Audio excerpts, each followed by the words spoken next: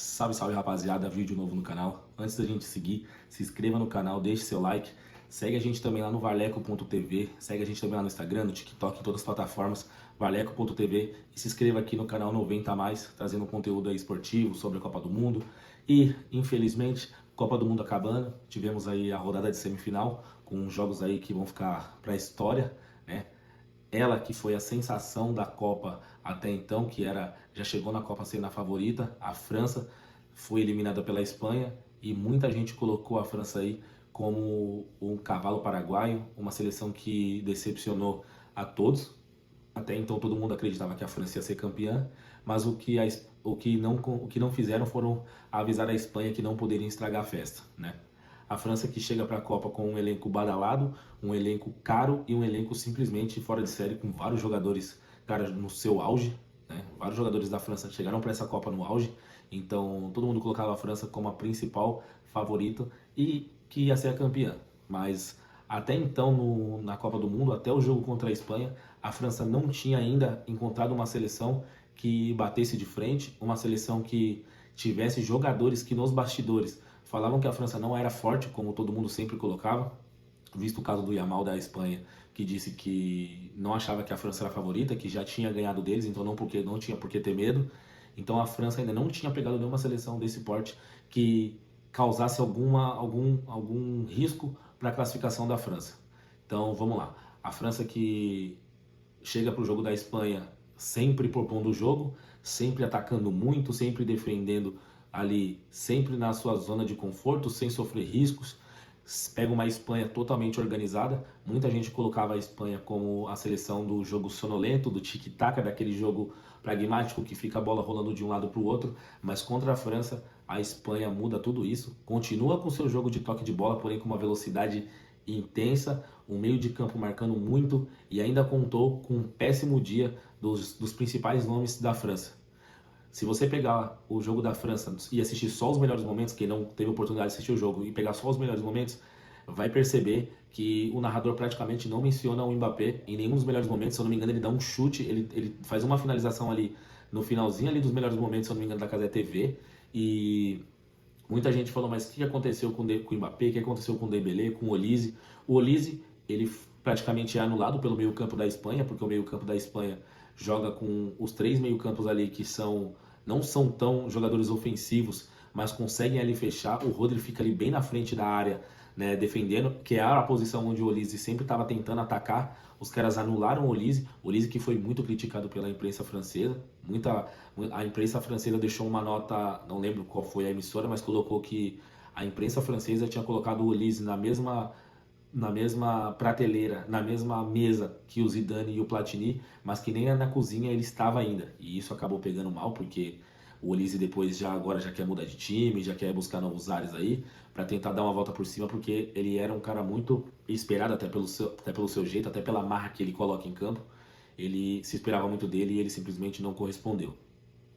Da seleção da França, o Mbappé é aquele cara que tem mais vontade que todo mundo, é o cara que sempre está querendo ganhar e deu logo após a partida, deu uma entrevista, né, na zona mista, quando foi perguntado assim, se essa seleção da França, por mais que fosse uma seleção badalada, se era a seleção mais forte que ele já jogou.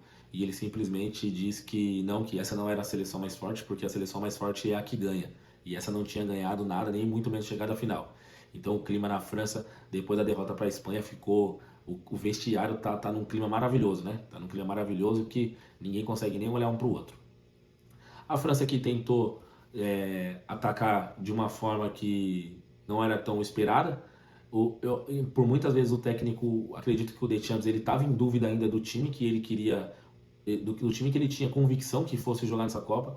Ele começa com o Tchouaméni na Copa do Mundo. Ele começa a Copa do Mundo com o Tchouaméni titular. Depois entra o Koné também vai bem mais ou menos. Ele volta com o Tchouaméni no jogo contra a Espanha. Ele alterna entre o Barcola e o Doué. E também não consegue encontrar ali alguém que consiga fazer aquele lado de campo ali de uma forma mais, né, aguda. Então por mais que a França tinha várias e várias peças, né, de qualidade, o técnico parecia que não conseguia achar alguém que fizesse realmente algumas posições ali para fazer o nível da França subir ainda mais.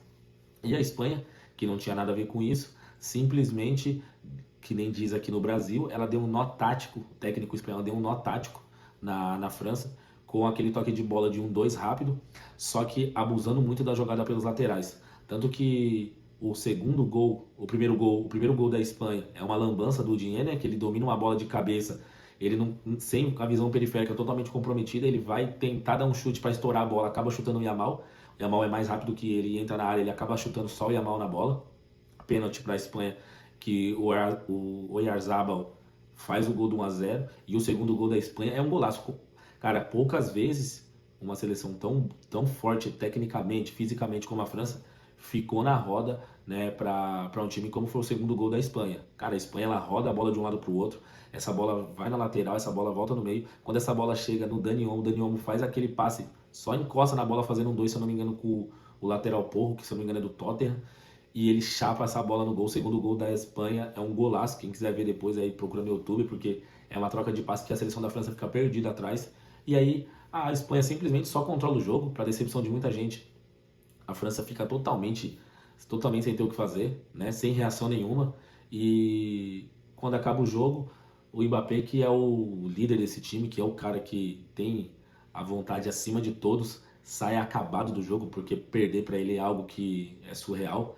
E algumas emissoras também colocaram, alguns repórteres aí no Instagram colocaram que teve uma briga feia no intervalo do jogo, que o Dembélé foi cobrar os jogadores e os jogadores falou que ele também não estava correspondendo, e aí o clima já ficou um clima tenso. É aquela, jogar só com jogador ruim no elenco é ruim, mas também jogar só com craque também fica difícil de lidar dentro do vestiário.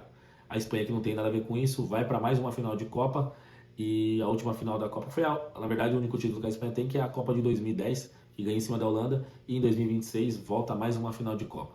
Mas a grande decepção fica pro lado da França, que essa seleção da França lembra muito a seleção do Brasil de 2006, que também foi uma seleção que chegou para a Copa com status de campeã, vindo da Copa de 2002, campeã, então chegou em 2006, muito jogador no auge, Ronaldinho Gaúcho no auge, e acontece uma tragédia que inclusive perde, né, para a França do Thierry Henry, do Zidane, daquela galera, um jogo que o Zidane acaba com o jogo. Então, que nem diz aquele, eu não sei quem é o narrador, eu vi alguém falando isso aí na internet, o cemitério do futebol está cheio de favoritas, cheios de times favoritos ao título que não conseguem ganhar. E fica mais essa lição para a França aí. Então, ficamos por aqui. Deixe seu like, se inscreva no canal. Tamo junto.